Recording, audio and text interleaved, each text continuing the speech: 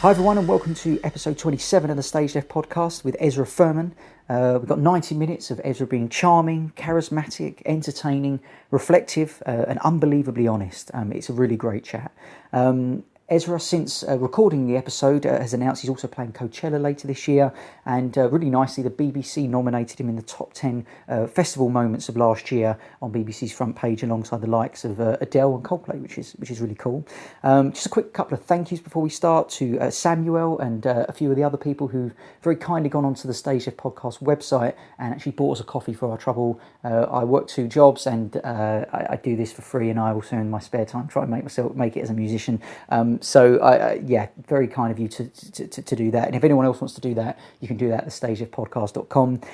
Also, thank you to Abby Hurley, who is the wife of Sam Hurley, who was on episode 25, who sent a really lovely message about how great it was to hear Sam talk so reflectively and in depth about his music that he loves so much. Thank you for that message, Abby. It meant a lot. If you have any questions for us, please do get in touch at the StageLeft Pod on Twitter or like us on Facebook at facebook.com/thestageleftpodcast. All episodes featuring the likes of Tony Visconti discussing a lifetime's work producing and recording David Bowie, including Black Star, which we actually recorded a few days before Bowie's passing, will be found at thestageleftpodcast.com. Other episodes with the likes of Billy Burnett talking about playing with Fleetwood Mac and Bob Dylan, Jennifer Batten, who was Michael Jackson's guitarist for a decade, that's really, really interesting, Elvis Presley's pianist Shane Keister, the Prodigy drummer Kieran Pepper, and the likes of Aziz Ibrahim on what it was like playing with the Stone Roses, and loads more. The next episode is actually with someone else who appears in that top 10 list of the BBC recently. It's actually with John Waugh from the 1975, and we're going to be recording that in King's Cross in London just around the time they're over here to rehearse for the Brit Awards. So I'm going to be looking to release that around the same time for those who want to put that in the calendar. They're playing Madison Square Gardens. They've sold out Madison Square Gardens as well, which is pretty much a huge achievement for a band from Manchester, and that episode will also be available at thestageleftpodcast.com. Okay, we hope you enjoy this episode. Enough of me rambling on. Here's Ezra Furman. As regular listeners will know, we often speak to the musicians who are in close proximity when the magic is being made, but today we break the rules. Having discovered the music of today's guest over the past year, curiosity killed this cat, I'm afraid, and we were compelled to speak directly to the incredible voice and compelling lyricist that is the prolific and truly gifted songsmith that is Ezra Furman. Ezra's music has touched many people deeply over the past decade, firstly playing with the Harpoons, before going solo and earning critical acclaim with last year's album Perpetual Motion People, featuring the hit single Lousy Connection, which, given this interview is being conducted via Skype, may prove an almost overwhelming temptation not to reference. Since then, Ezra's put out the flawless EP Big Fugitive Life, which features Teddy Unready, which was decided by the StageLeft team as our single of 2016 a few weeks back, and extraordinary live shows have seen Ezra described as the most compelling must-see live act right now by The Guardian. Today we'll be discussing Ezra's incredible voice, early life in Chicago, the composition of some of Ezra's best-known songs, what advice Ezra would give musicians entering the music industry, and how Ezra approached writing the remarkable closing track on the recent EP, set in Poland in 1944, entitled The Refugee. So what a pleasure it is to say that our guest today on the StageLeft Podcast is none other than Ezra Furman. Thanks for joining us today, Ezra. How's it going? Oh, it's going well. I'm underslept and in a good mood. That's cool. You're joining us from Chicago, is that right? That's right. That's where I live, in Chicago. Great city. It's a city that's close to my heart, and we're going to have a good chat about Chicago in a moment. I'd just like to begin, if I may, is that by stating this is the first episode of StageLeft that has been recorded since the passing of Leonard Cohen. And I know, Ezra, that in the past you've cited Leonard as an influence, and I wondered if you could share perhaps how his work made an imprint on you as an artist or songwriter. Well, Leonard Cohen was a major one of the on the list of people that I got into when I was like 13 years old, when I started to care about music that wasn't punk rock, because I had been just doing a year of binging on punk rock, and that was my only interest. And then somehow, I guess when I got a guitar, my parents were like, listen, we're going to get you an acoustic guitar, and you got to learn some folk songs. Can't be all Green Day, you know? So so that got me into some great songwriters, and Leonard Cohen was one of those. I was listening to songs from A Room, his second album, all the time, and he stands out in particular for his, I guess, his kind of seriousness and his, like, I mean, for one thing, the quality of his writing is like kind of unparalleled. He might be the best at writing songs like that I know of. But that he showed that there could be some kind of holiness and dignity to it that wasn't, seemed more commensurate with prayer than it did with, pop/rock. And he started to be even more important to me because someone got me a biography called I'm Your Man, which came out a few years ago, and I started to see all this stuff that we had in common, Leonard and I, being spiritual seekers, being like writerly songwriters, thinking about quitting music every 6 months.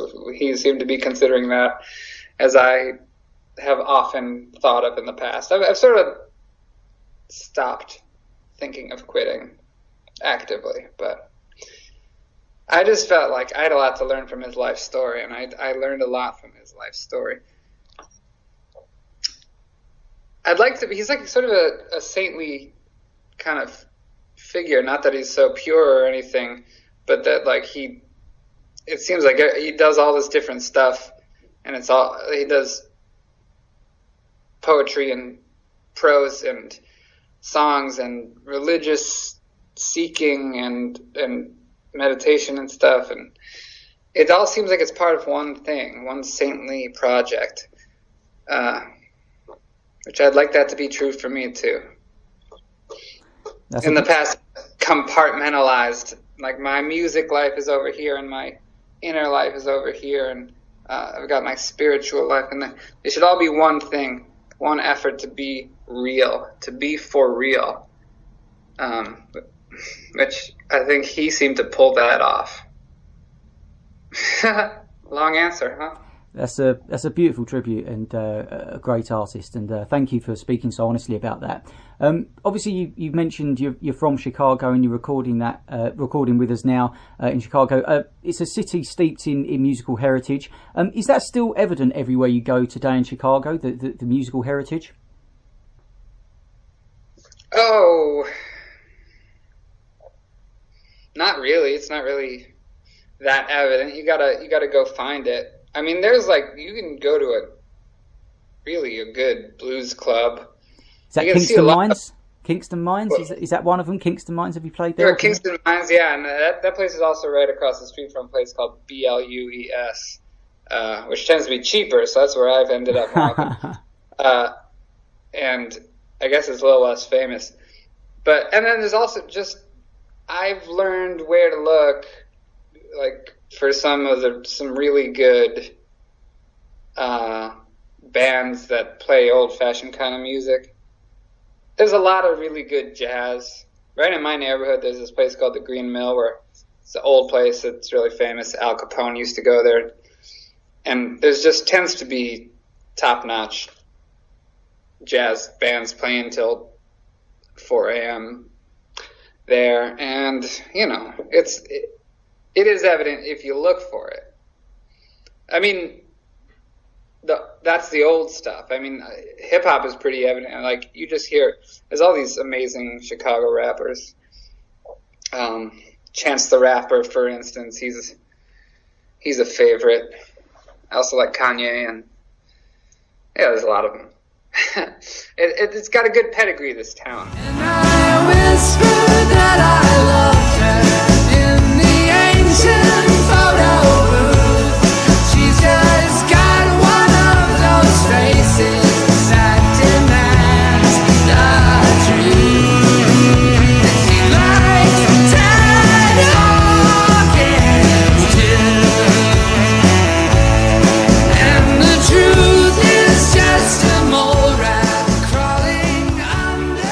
Your early life, Ezra, I wonder if you could paint a picture of growing up in... Did you grow up in Chicago as well? Yeah, a suburb, mostly in a suburb right outside Chicago. Cool. So a friend of mine who's a big fan of yours said to me that they wanted to find out what did living in a household with a little Ezra Furman running about look like for your family? What was growing up with an Ezra Furman in the household? Well, there wasn't just me running around. There were four of us.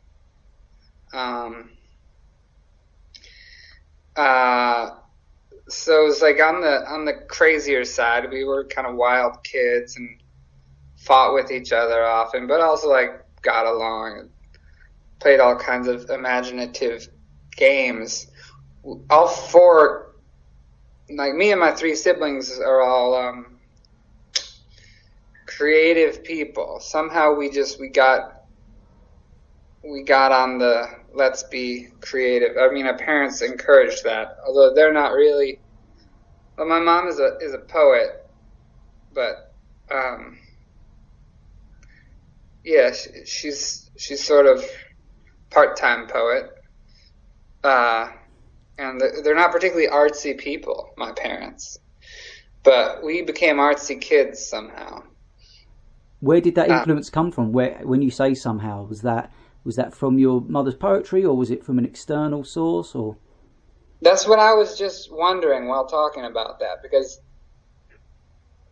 yeah, my parents are kind of surprised, perhaps alarmed, that we're all artists, and we're all still doing art as a major part of our lives, all four of us. And they're like, we must have encouraged this, I guess, but I don't know. There was a lot of books around, a lot of scratch paper and pencils and markers, you know. I know that your younger brother was a musician as well, and often growing up, some siblings can drive each other in different directions, either bring them closer together or actually further apart. How did his interest in music impact on you, and perhaps how did your music interest impact on he? That's interesting. Well, so he's 4 years younger than I am.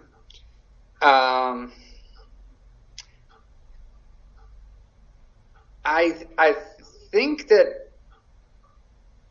he's I don't know why. I think he started playing guitar because I had a guitar and I was playing guitar, and he was like, I guess I'm looking for role models and I'll do that.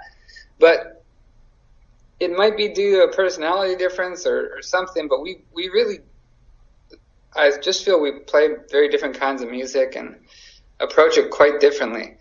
I mean, I can't say, I always feel like he just is more original than I am, and is musically, maybe that's not fair to say, maybe that's too strong, but like he's, especially musically, like I kind of do the simple chords that, you know, nothing that's too complicated with chords or time signatures. And Jonah and his band Krill, like they are one of the musically strangest bands that I know of, and I like, it's amazing because they managed to both be the strangest and one of the best and most emotionally affecting. You know, they're not just like scientists of rhythm, and like some bands are like math rock, and that's usually not very emotionally potent. But they really pulled something off with Krill, which is now defunct. They're no longer making records or touring. Which is a shame. And I know you've mentioned Green Day were an early influence on you, and Ezra, you and I are quite a similar age. And one of the first albums I ever bought was 1039 Smoothed Out Slappy Hours, but it was a bit later. Yeah, and it was a bit later when kind of Dookie and Insomniac came out that kind of it really landed with me. What impact did their music have on you growing up? I just think I hadn't heard really punk at all really. I guess I had heard some Nirvana songs, but I found a copy of Dookie, which my older brother had left laying around that he lost interest in, when I was 12 years old. So that was already 1998, I guess. Yeah. And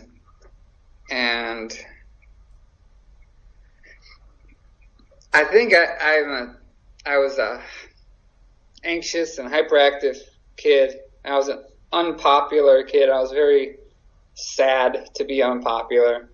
I hadn't really realized that you could be proud to be unpopular and like screwing up kind of, and you could actually wear it as a badge of honor that you don't fit into the system that you are asked to fit into. And it is, I mean, it's a simple idea, but I think it's very deep. It's very deep, and to realize it for the first time is just like can be a game changer for some of us, you know. And it changed my life. And then I was like, oh, music is where this comes from, this feeling of validation. I mean, Green Day they're kind of a dumb band in a lot of ways, but like they are a band that's like, I know I'm messed up and like I'm going to talk about it, and the band is going to sound as anxious and like both like agitated but really pretty joyful. You kind of described Longview there. You know the song Longview. You pretty much described it there. What, you know, that off Dookie, like that is the summary of that song. What you've just described there, I think. Yeah, that's right. I mean, frustration, like, and I like good. I kind of started to think that the best music comes from frustration, or my favorite music comes from a kind of like frustration, and that's mostly the kind of music I've tried to make, is like music that is like trying to get beyond this frustration. You can feel it like almost trying to transcend that frustration, and then at the best moment it kind of breaks through and does. But it starts from a place of like struggle and like nothing's working out. What's wrong with me? I just love that. I think that's what it's for me. That's the number one thing that, I mean, that's always been my favorite thing. I'm getting into lots of things that music can do. I used to only be interested in that, but then I developed an interest later on in things like beauty. I watched your yellow windows. I couldn't see your face. I thought you'd always be my zero. I thought you'd always be my zero.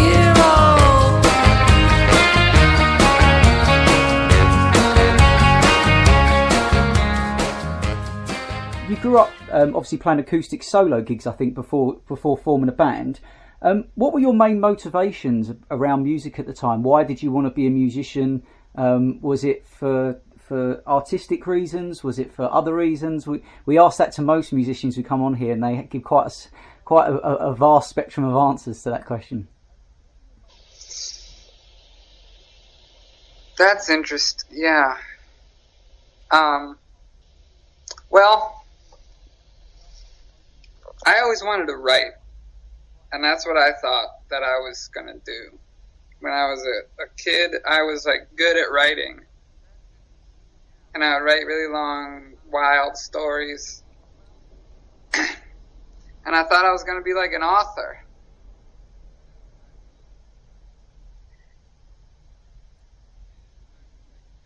And then when I realized that music actually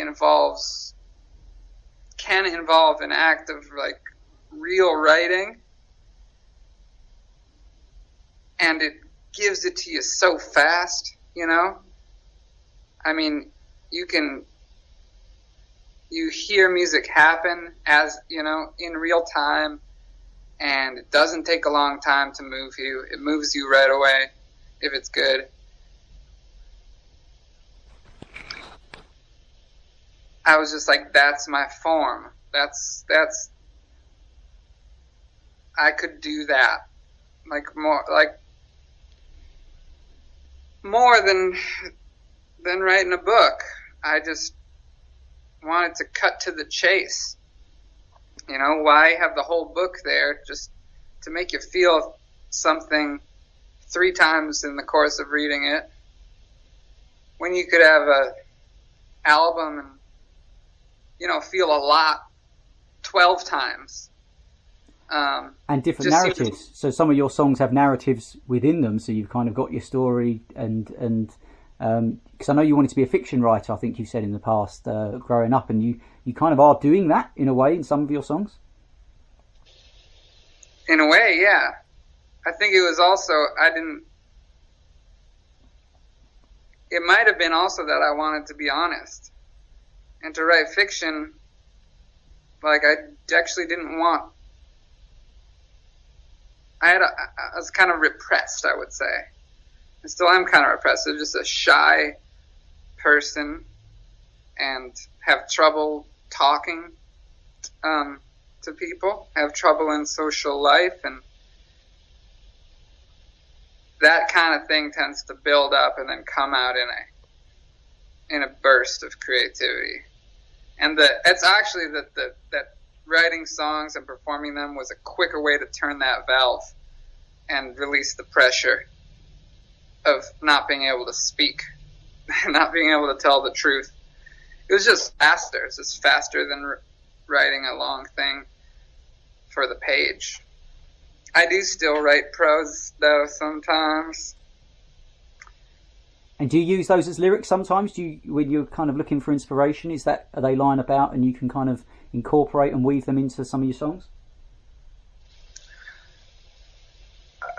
Yeah, I'm right.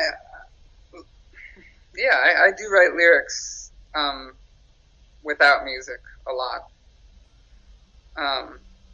And I've got a storehouse. I've always got a million things laying around. A failure of attention span, you know. I think a lot of people are into music because we got short attention spans, and as human culture is going on, the attention span seems to be, like, it's not even the attention span getting shorter, we're like bored of the forms, you know? There's all these forms. There's like novels have been around since the 19th century, and I mean since way before that, but they like were kind of perfected in the 19th century, and like 150 years on from that, people are just like, I don't need this anymore. I don't know. I mean, people still like novels, but like a lot of people they're writing memoirs instead. They're skipping the form and getting to the heart of the matter, or they write really short things. I like that kind of stuff.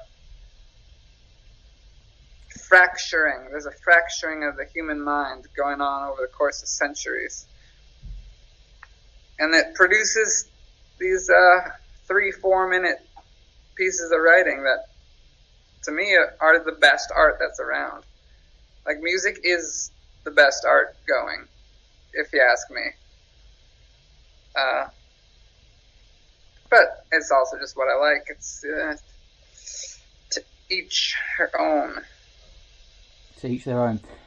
One particular song I'd like to ask you about is, you talked about your faith in the past and about Judaism. You said it's a way of thinking more than anything else that I think is entirely distinct, and the more you know of it, the more you can enter into that kind of thinking. Now, you touch upon your faith in a lot of your songs, but none more so than the incredible song on your new EP entitled The Refugee. I know you said that your grandfather only survived World War II as he left his hometown when feeling endangered. It's an incredibly moving song with very stark descriptive lyrics. What were your challenges composing that song compared to any other?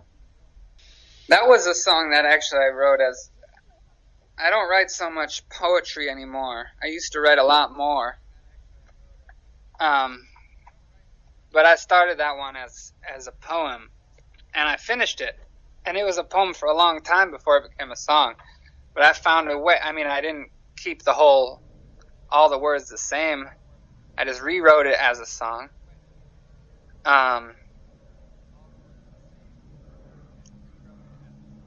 I think I could tell when writing that, I was surprised that I was able to write about that.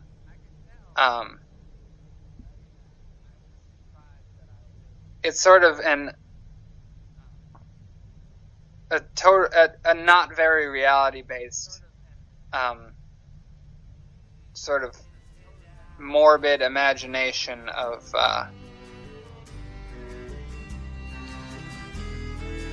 how people suffered, how my family suffered, or people who could have been my family. April 4th, 1944. I recall my old address no more. I live day to day on the glossy dance floor of a wide countryside full of disappeared people. I sleep in the churches, eat grass like a goat. The calendar hangs on the wall of my memory. My name is inscribed up the sleeve of my coat. Here I am. So my grandfather's story was always sort of obscure to me, and he wouldn't talk about it. He's been gone for 5 or 6 years, but he wouldn't talk about it. I remember trying to ask him when I was pretty young, like, what was your childhood like? And he just started crying. Like, he just started crying right away, and it was like, we can't talk about that. And I don't think anyone really knew his story exactly. I know that he left home when he was like 5 or 6 years old and was in hiding for more than 10 years. I mean, he was in hiding for less than 10 years, but then he was in refugee camps. He never went home again. And he met my grandmother in a refugee camp of some kind in Europe, and then they came to America together, and it's like, well, let's just do our life now. And they're like 20 years old or something at that point, younger. And so, but because that story was vague to me and never really explained or told, and no one really knows much about it, it has taken on these mythic proportions in my imagination, so that I had all these dream-like images of it that come from nowhere, just like the stuff that your head makes up to fill things in. Yeah. And to write well, I think with songs and poems, you have to allow things to mix together, all the stuff in your head, and it was not intended to be a faithful retelling of anything, but sort of to get at how it feels to have this story, this unknown story back in my family history, and what it does to hear what does it do to you to know that story or to have contact with that part of history? I think it changes you emotionally and politically.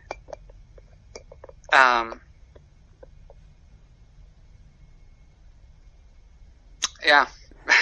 What anxiety did you have any anxieties about kind of like the language to use and not to use when writing that particular song, because it's such a sensitive subject, and they're very stark lyrics and very descriptive, and was that an unusual challenge for that particular song? Did that take? I know you wrote it as a poem, but did you have any anxieties about it? Is it such a sensitive subject?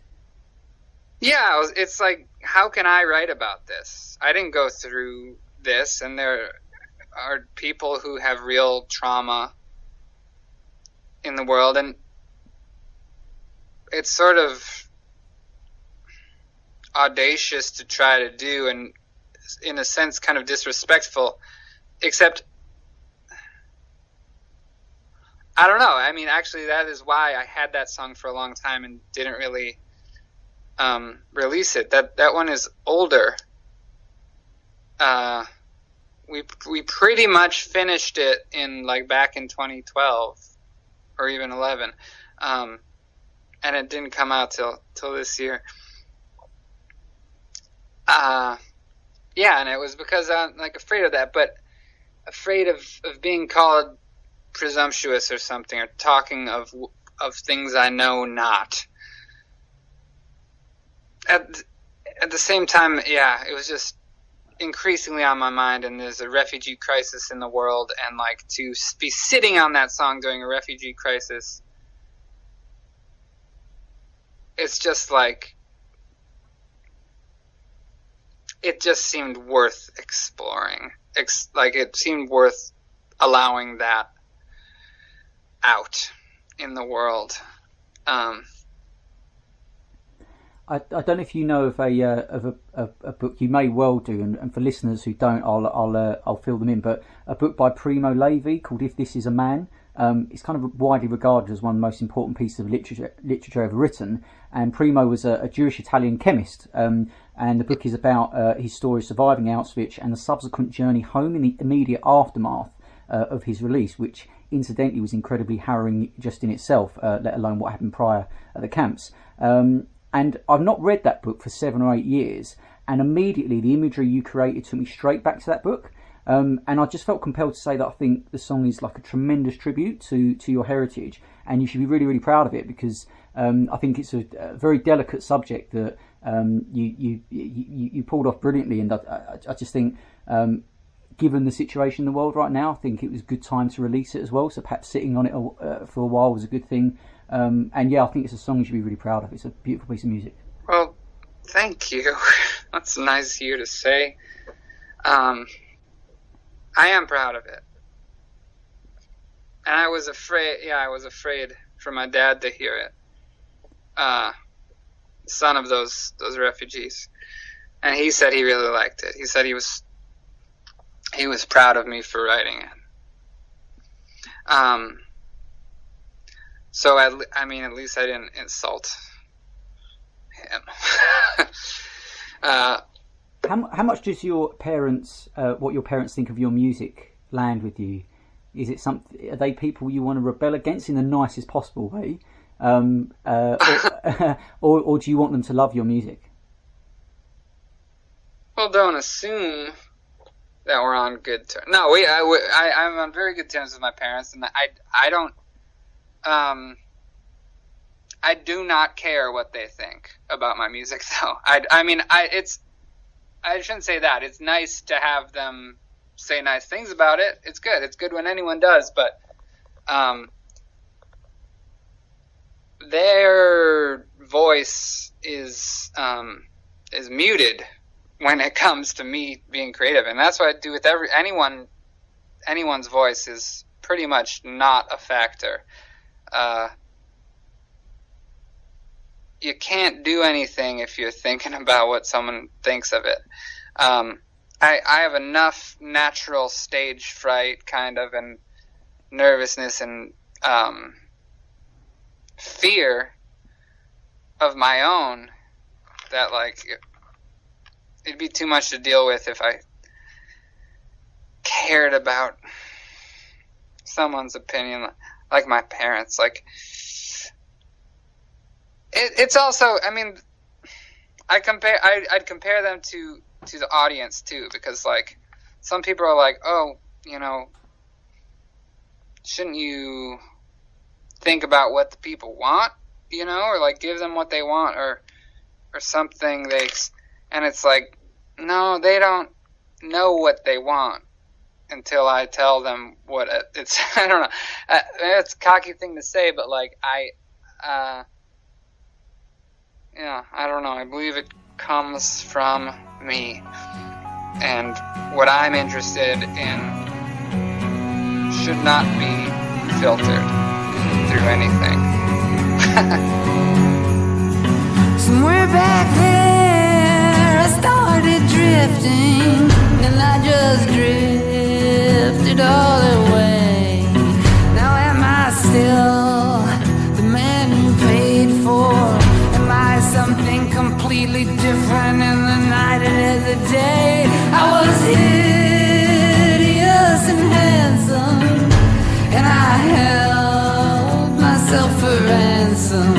Yes, I was honest and I lied. That's my Dr. Jekyll and Mr. Hyde. I know in the past you've described Dr. Jekyll and Mr. Hyde as a breakthrough in your songwriting. Why was that? Yeah, why? Interesting question. I don't know. It felt like new territory.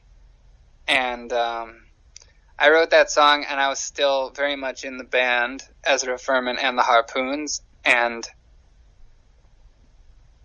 as diverse as we were a certain kind of band, you know? And that song was not the type of song we had done before. It was just in a different place, and I was in a different mood, a different life mood as a human being. And there are all these, it was a turning point in my life also, because I moved into this house with these strangers who were like addicts and messed up people, kind of, some of them. And anyway, they were having like all night parties, and they'd get home at 4 a.m. and it was like this kind of dilapidated place. And I really loved living there. And I just felt like I broke down everything that I had in me. And it was all gone, and I could not be the same person anymore. I've been like telling lies and getting just being quiet and shy just to get along so nobody would notice me, And I started to feel I could not do that anymore, and I had to build my own world that was more true. I'm talking pretty vaguely, I suppose. But that mood, there's something about that mood of like, am I still the man you paid for? I started to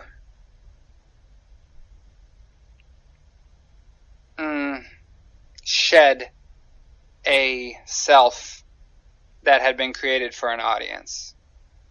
And that was true for the audience of my band. It was even more true for the audience of like people I knew, and just anyone I would see. I was kind of playing a role. Was that a liberating experience, or was that a difficult experience, or was it both? Oh, both. Of course, both. Liberation doesn't come easy.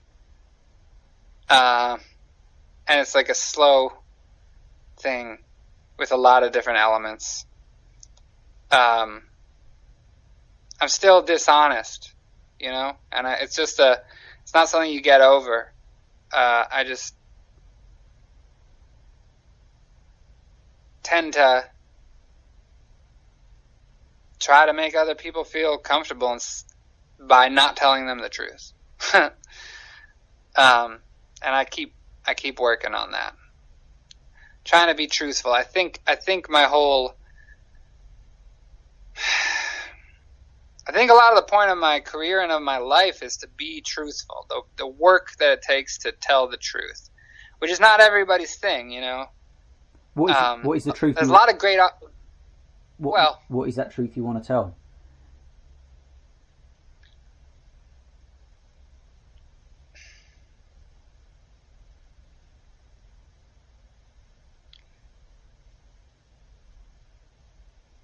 There's there's a lot of different truths to tell. There's a lot of truths to tell, I guess. Sorry, that was a ukulele that I just knocked over. So I'll sample that.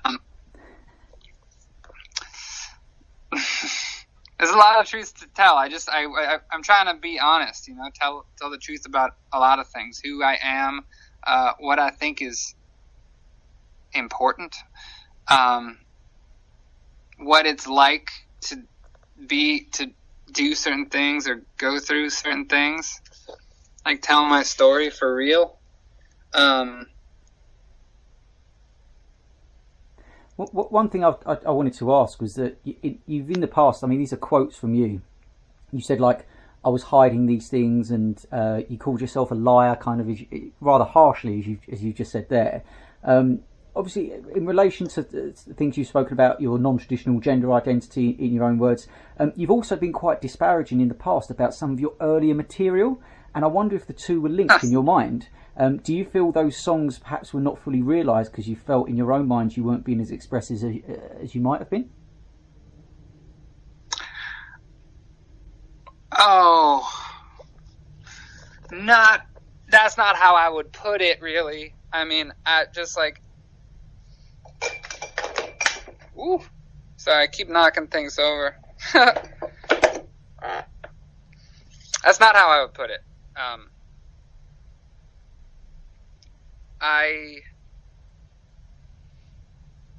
As you get more mature, hopefully, you know, you get better at being a person as you go through life.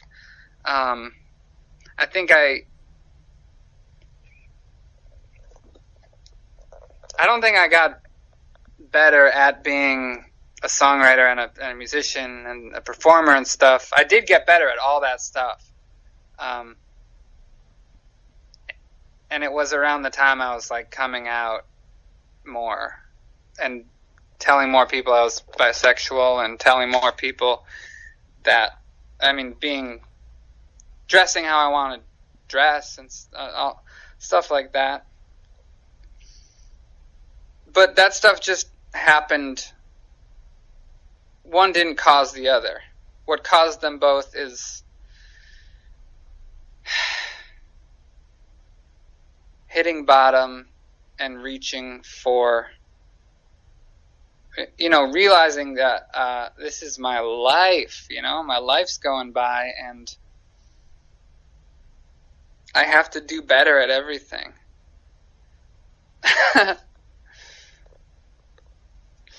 So, yeah.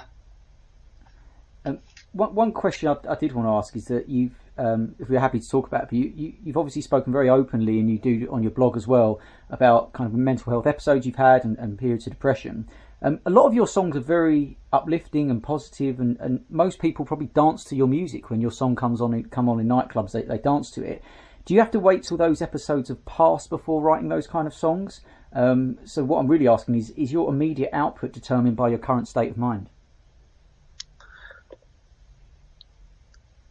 You're asking if it's like passion recollected in tranquility, like Shelley or Keats defined poetry, I think. Or, yeah, I mean, the truth is, like, if it's really bad, if I'm feeling really bad, I can't do anything, and I'm certainly not gonna be able to write a song. I think I have to be a little bit agitated or be on to something, some kind of some kind of deep feeling has to be in me at the moment that I write about it. So, but if I'm writing about depression, like I didn't make most of the progress of writing that song about depression was not made while depressed. And songs about anxiety do not get written while feeling incredibly anxious.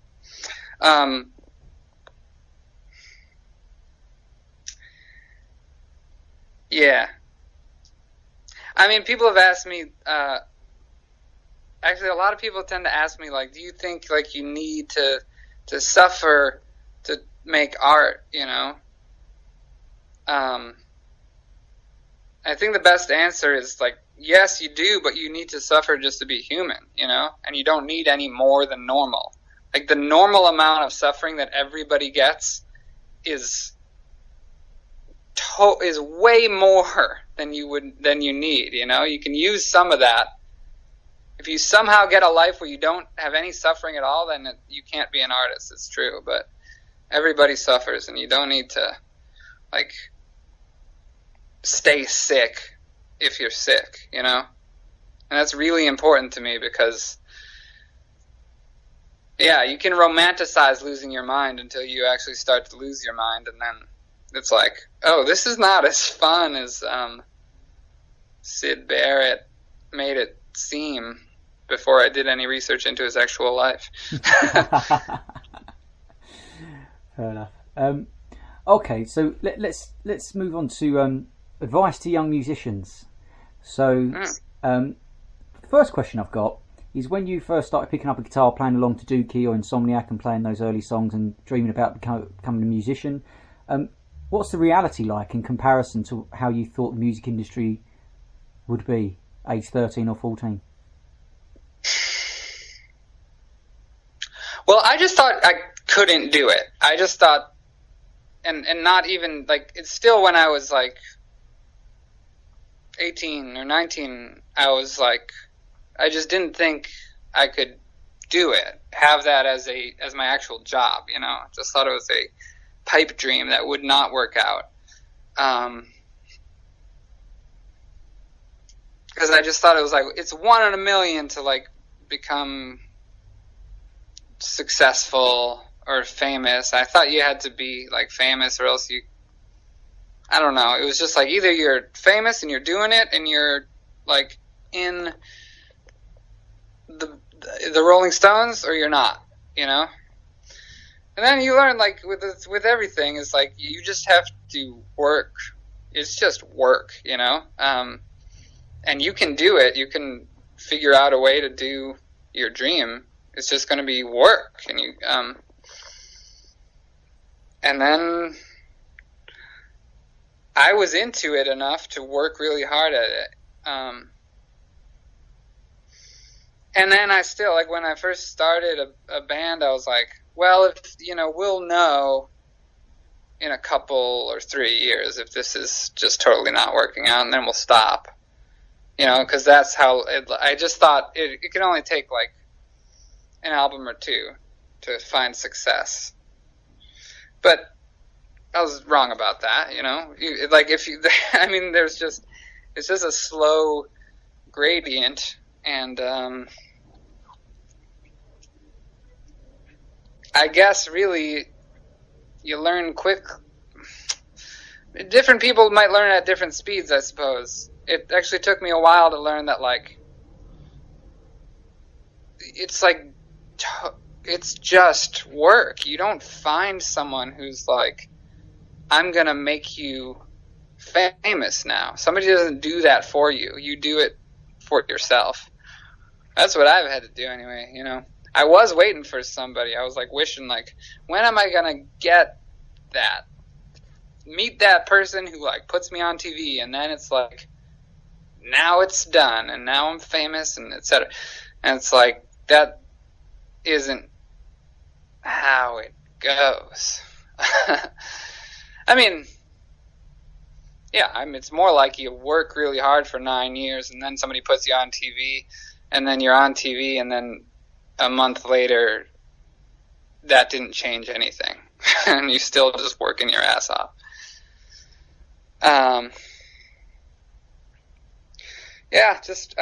In terms of advice for aspiring musicians, just like, you got to be ready to work. There is no person who's going to come to you and make it easy for you. Probably. Maybe that does happen for some people. I wouldn't count on it. That's good advice. And next question about the music industry is, you obviously write your songs and you're very kind of precious over them and you piece them together. How do you find handing them over to a producer to perhaps rearrange or or put different instruments on. Is that difficult? You're pulling a face at me now. Oh, no. Well, I'm just trying. I haven't really done that in a long time. Do you self-produce everything then? Do you do it yourself and work with a team of people? Or? Yeah. Producer is kind of is a bit of a vague term sometimes. And for me, like, we the band kind of figure out how to play it. If there are people who are not in the band playing on it, then that's an idea that I think of, and I have to find that person, call up I don't know, call up a violin player, and that's I make those decisions with my bandmate who is the best person to call the producer, Tim Sandusky, who plays sax and percussion in the band and tours with us. It was also recorded, all of the music I've made since 2011. Okay, how would you feel? How would you feel about better. How would you feel about handing over one of your songs to a producer, and he's like, "Okay, leave it with me. I'm gonna put this together now and rearrange it and touch up bits." And how would you feel about that?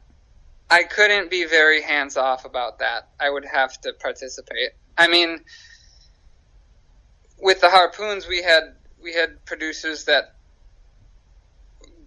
did more than, because we didn't know very much about how to do some of that stuff or make those decisions. But we were still like the band. We still decided what we would play, really. So I've never had any experience with a producer who's like, I'm going to make this into a thing now. I don't think there's that many. I guess there's probably a lot of people who do that. I've never worked with someone like that, and I don't think I could really just let them do whatever to it. Like, I tend to have very strong preferences about how my music sounds. I'm a little bit of a control freak, and I mean, put it this way, I was in a band that had my name in the name of the band, Ezra Furman and the Harpoons, and I felt the need to go solo and be the only person in making the musical decisions, pretty much. Then, of course, I formed the Boyfriends for touring, and then that became a band. But it is a different kind of, I'm pretty controlling about it. You've got a truly incredible voice, and honestly, your voice is absolutely amazing. I know in the past you've talked about kind of having a bit of self-doubt about your voice, but seriously, man, I've known musicians who said to me it's the best voice I've heard in 25 years. There's one phrase, genuinely, there's one phrase in Teddy Unready, near the beginning, where you sing, I'm going to make a big noise to the sky. And I wrote down what happens in that one phrase, and it's like, it's soulful, it's powerful, it shows great range. It effortlessly slips in and out of falsetto. There's vibrato. There's great diction, and we get a punky, gritty rasp, all in that one phrase. So, what do you do to look after your voice? Oh God, nothing. I do not look after my voice. Should you? I met an opera singer on the train one time in Germany. And he spoke English. I think he was American, and we were like comparing notes from being, live singers. And he was like, "Oh, so what do you do? What kind of exercises do you do for your voice?" I was like, "I don't. What do you mean?" He's like, and he thought I was joking. I remember this very vividly. He was like, "Obviously, you have to do exercises if you're a singer on stage." And I'm like, "No, I don't ever." It's probably a bad idea. I don't know. Maybe I'm going to have some problem or have to get throat surgery or something sometime. I really do scream quite, unnecessarily. I damage my voice almost on purpose. I'll catch myself screaming at the top of my lungs while the band's playing and I'm not on the microphone. And like, there's no reason to it's just like wanton destruction of my capacities. But then again, you know, people say all kinds of stuff about what you should and shouldn't do, and then you get somebody like Tom Waits, who has an amazing voice that is just like clearly damaged by alcohol and cigarettes, and the damage is so gorgeous and fitting and perfect. So I saw, yeah, who knows? There's no, whatever I'm left with, no matter what happens to my voice, I'm going to make something out of it. I think I know how to do that regardless of the notes I can hit. Cool. You're totally into your live performances. They're known for being pretty wild. On a down night when you are, you know, things aren't going for you, or you're not really feeling it, or you're tired, whatever it might be, where do you go to internally to channel that energy to get going again? Well, sometimes I go somewhere externally. Ah. One time in Attack, I kind of got an attack of extreme depression and anxiety, maybe like 45 minutes before we were supposed to go on stage. And, I mean, like, really bad. And I just started walking. And I didn't tell anyone where I was going. I just started walking. Well, I mean, I was going to just, like, walk until I died, you know? That was my plan. Somehow, you know, luckily my bandmate caught up with me and talked me through it for a while, but we went on stage probably an hour late or something, and it was very the answer to this question is ugly, you know? If it's really bad, like, if I can make it, it's probably just by being like, I know what the words are. I know from muscle memory how to play these things and how to go through it. And I know I can do that. Just like a robot, you know? And luckily that's pretty rare. I'm usually in a decent mood when it's time to play a show, because I really, really like playing shows. And it makes me happy to have one about to happen. Yeah. Cool. And about a couple other of your songs, Teddy Unready and Lousy Connection, two big hits of yours. What do you remember of recording or writing those songs? Oh, it's all a blur, man. It's all a blur. I remember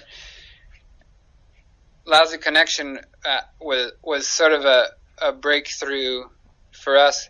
It was the first song from that album that we worked on, and the first one we finished most of. And it took, I don't know, it took some real care to come up with that arrangement. Some kind of like fractured version of an old soul song was intended, like, because I really like when a song changes a lot from what I thought it was going to be. And I kind of thought that song was it started out, I was like trying to write like a Pavement song or something, kind of like alternative rock song. And then I changed almost all the words and changed the style and came up with this backup part, and that was just a really fun one to do. And you got, but yeah, mostly to make those things, like, at least the way we did those, it was like obsessive, you know, and like just analyzing every little part of it. trying to find the perfect. Yeah, just trying to make it kind of perfect for what it is. There's all these little good things, like on Teddy I'm Ready, there's this guitar that was basically broken in half. It's so old, it was like decay, like the strings were like 4 inches off the neck because it was starting to fold in half, top to bottom. And we found a way to tune it to all the strings to the same note, and it's very fun. It's like it's being in a laboratory. It's great. So there's 2 versions of Teddy I'm Ready, is that right? Because I listened to a second version. You look shocked. Really? Yeah, right. So there's this version that was on the EP, which I've listened to religiously over and over again. And the other day I found the single version, and in the left the left earphone, there's this like mandolin kind of or 12-string guitar extra part that's in there, and it sounds remastered as well. It's more punchy. It's a different 2 different versions, man. I promise you. That's interesting. I think that guitar you're talking about is that broken guitar. Right. Yeah. It's really prominent. It's really prominent, and I've listened to the other version many times. It really stuck out. I was like, "Whoa, what's this?" And then like, kind of the bass drum and the snares kind of a bit more punchy. And I just wondered if you. That's why I asked about the producer, whether the record company are like, right, this is a catchy song, let's make a slightly more. Well, I know at some point they were like, oh, we're gonna play this one on the radio, I guess maybe. So like, I know Tim made some kind of edited version of it, but I didn't think he changed. I was like kind of in on that. I don't think we really changed that much. Right? Are you sure it's not the speakers that you do? Like, heard it on a different pair of speakers or something? I'll check it out. But there was this part that was in my left ear that I was like, wow, man, I've listened to this song like 100 times. I've never heard that until I. Weird stuff happens, you know. I mean, things get ripped differently to vinyl versus. There's probably a different MP3 mix than like the vinyl mix, you know. Yeah. Which could be that, but I don't know. Like a lot of different things happen. Things get mastered for different purposes. A lot of nuts and bolts. Do you get much pressure from the record company around stuff like that? Because the reason I bring that up is you might know a British artist about 10 years ago called Damien Rice had quite a big song called Cannonball, which was just acoustic. And then his record company went, oh, we can make this really commercial. And they literally put on, like, it sounded like a Casio keyboard drum kit that he had and it completely changed the song, and it became a really big hit. And he hated it, and he kind of wrote on his website saying, I had nothing to do with this. I know you're signed to Bella Union, I think, in the UK. What kind of are you under any pressure or any steer or guidance to kind of do certain things from a record company point of view? Well, first of all, I don't think Bella Union would ever do something like that. Like they're very artist friendly, and I mean, you know, Simon Raymond, who runs the label, was in the Cocteau Twins. He's been in an indie rock band. Like, he knows, and like kind of a weird one too. So like, I think he would be very hesitant to do something like that without the artist's permission. And they don't put that much pressure on me. And you know what? The thing is, I've had labels before that did put more pressure on me, and it doesn't really. I don't listen. I mean, like, I think one of my really strongest skills, which people don't know about, is the ability to say, no, shut up.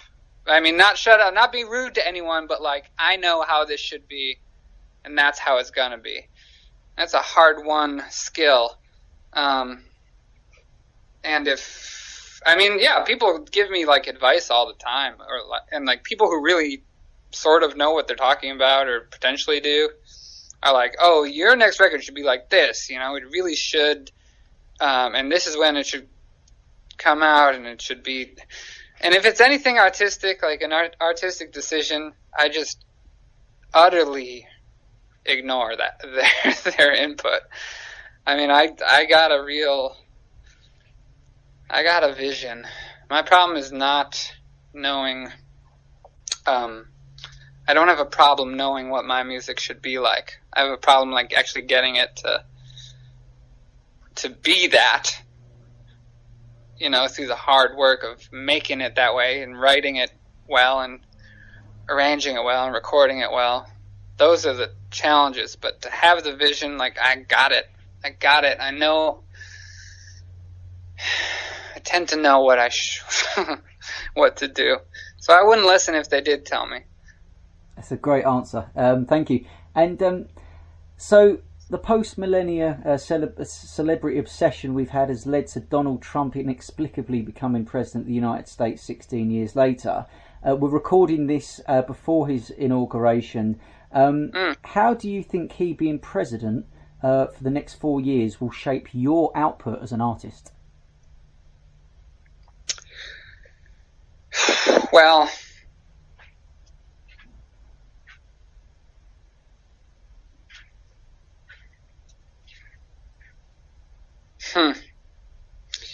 this kind of question is like, it's always a question of how much do I give away about what I'm working on.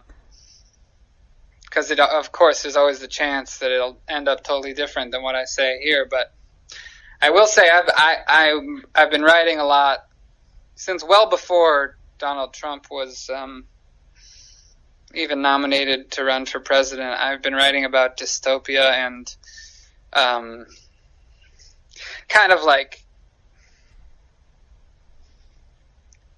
being on the run from authorities and a police state, things like that.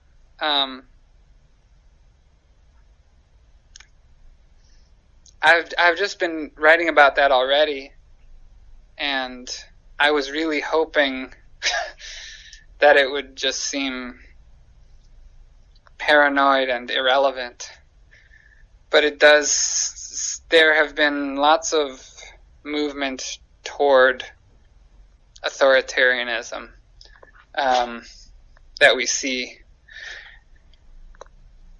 in Donald Trump, you know?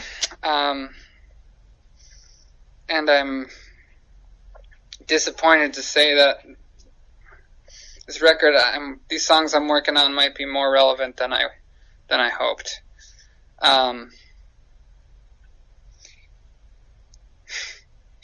They're still being formed, of course. How will it? Yeah, and then the other thing is, I guess as an artist, I already knew this, but it's sort of been reminding me that, you know, part of my job is to be on fire, like morally and culturally and spiritually and politically, and those things feel more important in a time of fear and loathing. What's the feeling? I mean, we have listeners all over the world in many, many, many different countries, Ezra, and I'm sure, I mean, you know yourself, you have listeners all over the world as well. So the question I've got really is, like, I'm recording this from London. I've not been abroad since he has been elected. What is if you could sum up in a couple of words, what is the kind of vibe or feel when you walk around Chicago since then? Is it a mixture of, is it confusion? Is it disbelief? Is there people who are euphoric about it? It's such a strange one. What's the vibe when you walk around? Or is it no different? Or well, Chicago is a highly liberal town and a highly Democrat-leaning town politically. Yeah, I mean, so Barack Obama was I mean, actually, when I mentioned I went to Kingston Mines, it was 2 days after Barack Obama got re-elected 4 years ago, and you kind of picked up on exactly what you're saying there. It's a very kind of liberal place, and so it must be a bit of I can't imagine that many Trump supporters would have been in Chicago, or am I wrong about that? I have not encountered many at all in Chicago. In fact, I mean, and I seem to hang out in kind of liberal spaces, so I haven't talked to that many Trump supporters at all. And then, yeah, you find out someone you know supports Trump, and it's like, oh my gosh, and what is that? I thought I knew that you were on my side or something. And there's a lot of, honestly, it's all starting to seem a little embarrassing, the way that liberals are like, oh my gosh, there's conservatives in this country. There are people who, would support a racist person. It's like, yes, come on. How did we've been ignoring these people, as if because television is written by liberals, basically all the liberals are like, I guess we're basically a totally progressive culture. And it's like, well, no, we are. There's a lot going on. There's more political and cultural diversity, I suppose, than some of us had counted on. I'm just concerned. The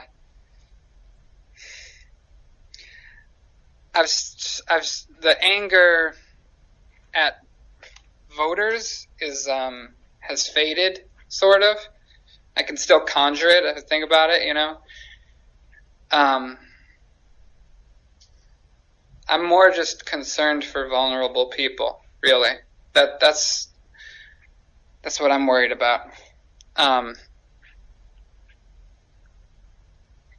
think that's the thing to remember, really, about Donald Trump. I think his presidency is going to hurt the most vulnerable people.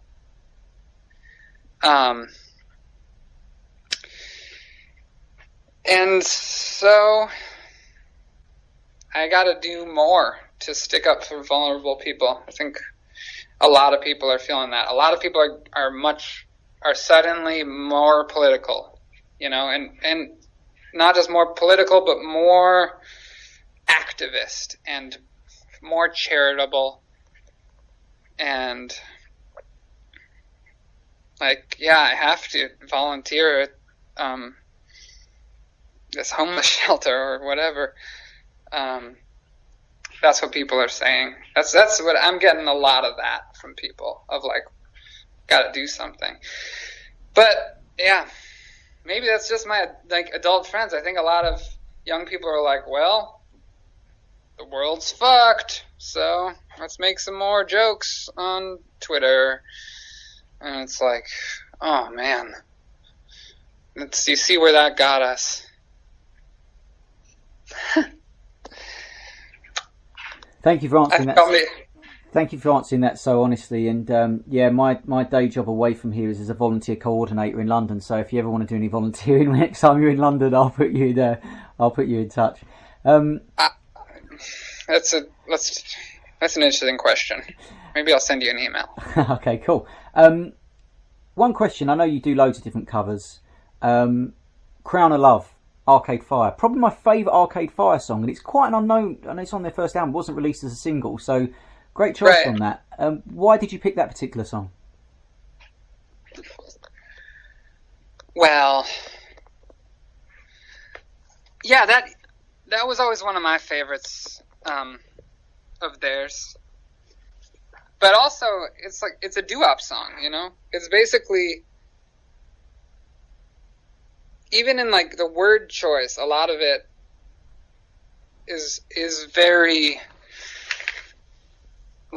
just classic romantic doo-wop kind of stuff. And the arrangement that they did is not very, it's Arcade Fire. It sounds like them, but it's a waltz with those chords, and it's I love that kind of music, and that is such a good song.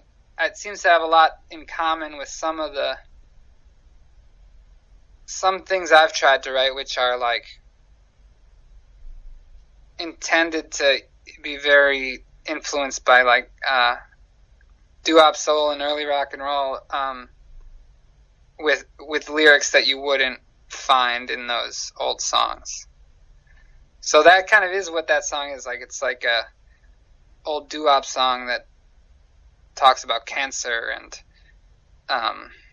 praying for rain and stuff. There's one particular line which is, I carved your name across my eyelids, and for 10 years I've been trying to work out exactly what the meaning is behind that. What was your interpretation?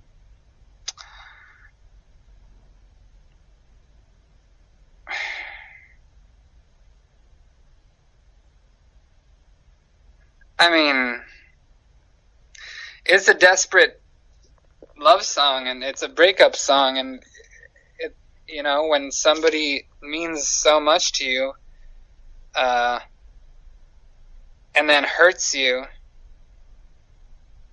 you are marked by them, you know, and you've got their name, and it feels like every time you close your eyes, you're gonna see them.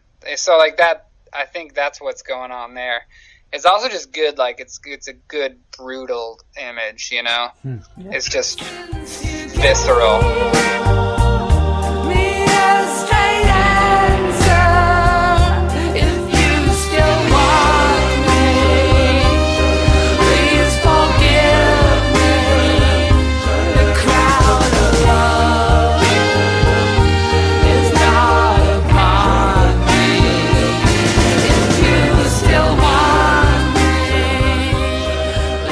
I love the desperateness of that song. It's it's one of the reasons it's my favorite.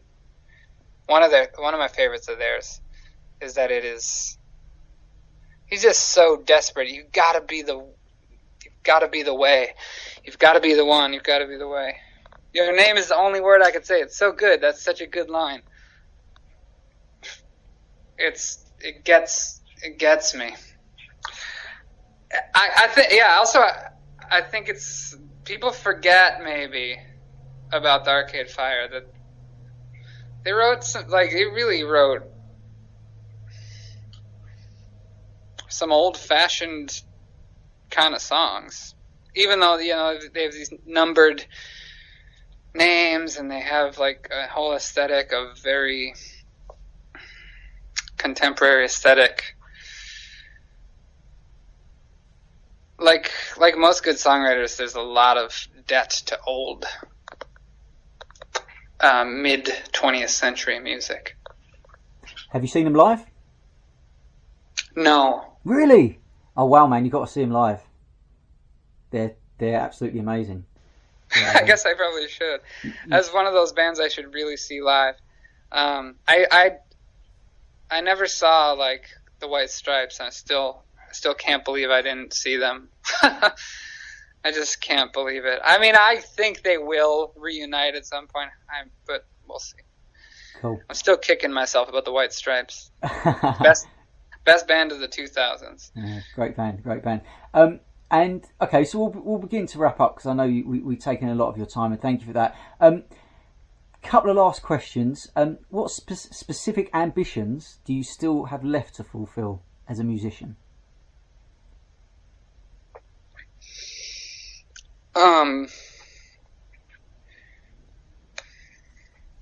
I want to make the greatest record ever made.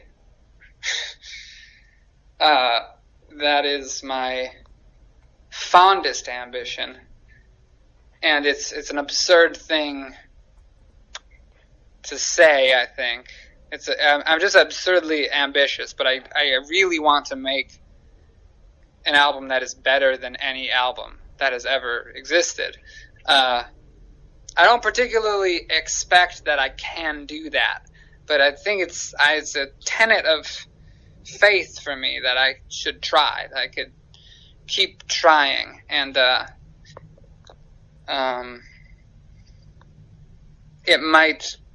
that's a way that's likely to cause me to make things that are of a very high quality. I have some other, potentially more achievable ambitions, and I'm thinking a lot in this time. It's sort of most of the touring for the last releases has ended, and we are beginning to work on new things and think about when they'll come out and what we'll do. And I do want to change. I want to do something different as a live performer. And I think it's really too soon to be helpful about what that might be. I mean, I have, it's coming together in my mind, but I shouldn't say anything about it yet. Fair enough. How will Ezra Furman in 30 years from now reflect on this specific period of your career? I here's what I hope. I'll be like, man, I am so much better now than I was then. That's what I hope I'll say in 30 years. Because I just want to... I believe in the arc of the artist that just keeps getting better. And I guess it's not... That's sort of rare, maybe. But I definitely know there's a lot of artists who are like that.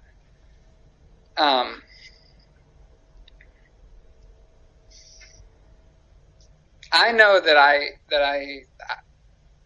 in my opinion, I get better at doing this. I get better as a writer and a musician every year. I just hope that continues to happen. I have this theory that in 15 years you'll sound like what Rufus Wainwright sounds like now, and you sound like what Rufus Wainwright would have sounded like in his 20s, really excitable and really young and kind of fresh. We'll see how that plays out. What's your plans for next year, Ezra? 2017, you mean? Yeah.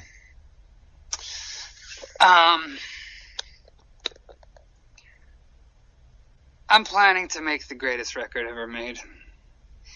I don't know when it'll come out. It takes some time. It takes some time to be ambitious. But I don't know if it'll come out in 2017 even. So I'm going to work on that a lot. I'm also going to... I have a lot of life plans that maybe aren't... Well, not a lot of life plans, but like... I'm not only trying to get better at doing music, I guess is one way to put it. I'm trying to get better at a number of things.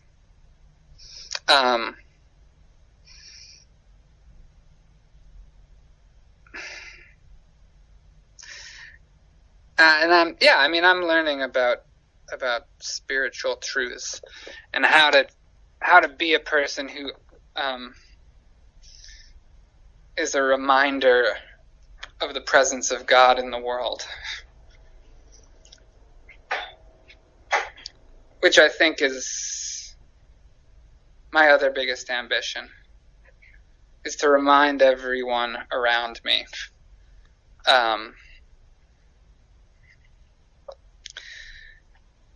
of the holiness of life, I suppose, the sacredness of it,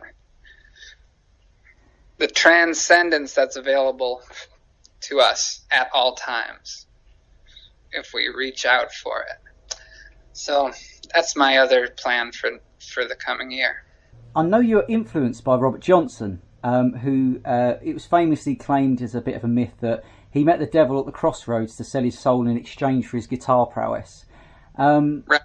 What would you sell your soul for?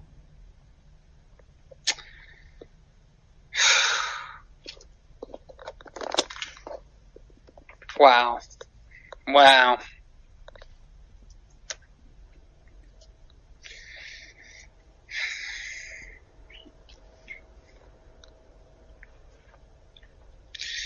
That's a hard question, my friend. Because the obvious and true answer is my soul's not for sale. And yet, I could really go for a grilled cheese sandwich with mustard and tomato right now. So, that's the human condition, perhaps. I have great desire.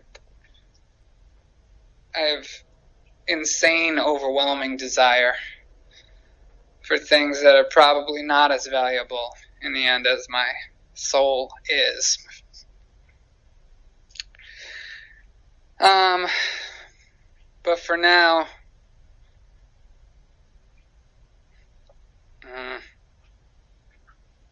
I mean, you could get it. Maybe we could work out an installment plan. I'll let you think about it for next time. Okay, so we'll begin to wrap up there. Thank you for appearing on the StageLeft podcast, Ezra. I hope you've enjoyed it. Look after that truly exceptional voice of yours. Keep being prolific. Keep up the spellbinding live shows. And we look forward to your even greater ascent into the consciousness of the music world in the coming years. Oh, thank you. I can try to keep more left on the stage if that helps, like, make this appearance on your podcast more legitimate. I can position myself over to the left a little more. Next time you play in London, that'd be really good, because I'm getting a bit of stick for it at the moment. But that's cool. Yeah, that would be good. Yeah, this was a pleasure. It was fun to linger. Did great. Yeah, thank you very much. That's very kind. And thank you for being so candid with your answers as well. Oh, I can't help it. For more episodes featuring musicians who work closely with the likes of Fleetwood Mac, Otis Redding, David Bowie, Oasis, The Beatles, Michael Jackson, Elvis Presley, and many, many more, go to thestageleftpodcast.com. Follow us on Twitter at thestageleftpod. Like us on Facebook at facebook.com/thestageleftpodcast. And we've now got an Instagram page. Go and have a look at that as well. There's lots of plenty nice stuff in there.